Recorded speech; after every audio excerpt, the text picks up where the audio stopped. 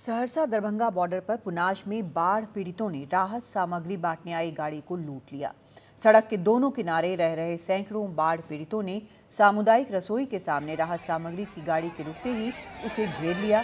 बीसियों लोग गाड़ी पर चढ़ गए और राहत सामग्री के पैकेट नीचे अपने लोगों को फेंक फेंक कर देने लगे। तकरीबन आधा घंटा तक यही माहौल रहा।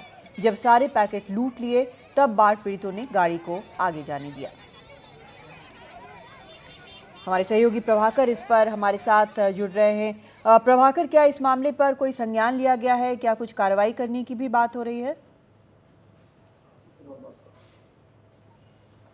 जी बिल्कुल नहीं, सरकार इस मामले में कोई कार्रवाई करने नहीं जा रही है और अमूमन इस तरह के मामलों में सरकार कार्रवाई करने से बचती है। ये घटनाएं जो हैं बाढ़ क्षेत्र में लगातार होती रही हैं, क्योंकि बहुत बड़ी एरिया में जो है वो बाढ़ का प्रभाव दिख रहा है, बहुत बड़ी आबादी प्रभावित हुई है। हालांकि सरकार ने वहाँ राहत शिविर लगाए हैं, वहाँ पे कम्युनिटी किचन चल रहा है जहाँ लोगों को पका हुआ खाना दिया जा रहा है, लेकिन उसके बावजूद भी सरकार के जो कार्यक्रम है उसके अंतर्गत सूखा राशन भी लोगों को दिया जाता है, जिसमें बिस्किट के पैकेट होते हैं, दूध के पैकेट होते हैं, और वो उन बच्चों के लिए दिया जाता है जो बाढ़ प्रभावित होते हैं और जहाँ पर कम्युनिटी किचन नहीं चल रहा है। तो अमूमन हम देख रहे हैं कोसी के इलाके की बात करें, आप अगर पूरे दरभंगा सीतामढ़ी इलाके की बात करें, ये पूरा इलाका प्रभावित है।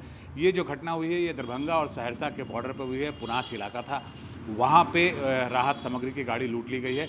इसके पहले भी इस तरह की घटनाएं हुई हैं, लेकिन सरकार इसमें कड़ा रुख नहीं अपनाती है। सरकार उनके ऊपर कोई कार्रवाई नहीं करती है, क्योंकि सरकार मान के चलती है कि ये बाढ़ पीड़ित हैं, ये अभी प्रभावित हैं और इनके ऊपर कोई कार्रवाई करना जो है वो एक तरह से उनके साथ ज्यादती होगी। इसलिए सरकार इसमें थोड़ा लचीला रुख अपनाती है। तो जहाँ तक कार्रवाई की बात है, कोई कार्रवाई इसमें अभी होने नहीं जा रही है, लेकिन हाँ, जब अमूमन जो इसमें सरकार करती है वो ये करती है कि साथ में पुलिस फोर्स लगाती है। पुलिस फोर्स जो है वो उनके साथ रहती है, उन गाड़ियों के साथ रहती है जिसमें राहत सामग्री रहती है, ताकि इस तरह की घटनाएं ना हो। हालांकि इस गाड़ी के साथ कोई पुलिस फोर्स था नहीं, इसलिए इस तरह की घटना घट गई। जी प्रभाकर, संक्षिप्त में जानना चाहेंगे कि इस तरह से जो लूट की घटना हो रही है, ठीक है, हो जाती है, लेकिन क्या ऐसी भी वजह है कि जो राहत का सामान है वो कहीं कम पड़ रहा है या सही तरीके से नहीं बंट रहा है? जी, आप ऐसा बोल सकते हैं कि बहुत सारे लोग हैं, क्योंकि अब जब उन क्षेत्रों में जाएंगे जो बाढ़ प्रभावित क्षेत्र है, वहाँ जो बाढ़ प्रभावित लोग हैं उनसे जब बात करेंगे तो उनकी शिकायतें बनी रहती हैं। उनकी शिकायत रहती है कि उन्हें पर्याप्त राशन नहीं मिल रहा है। हालांकि सरकार ने अपनी तरफ से दो व्यवस्थाएं की हैं। राहत जो शिविर हैं उसमें एक तो पका हुआ खाना मिलता है, जिसमें 3 टाइम का उन्हें भोजन मिलता है।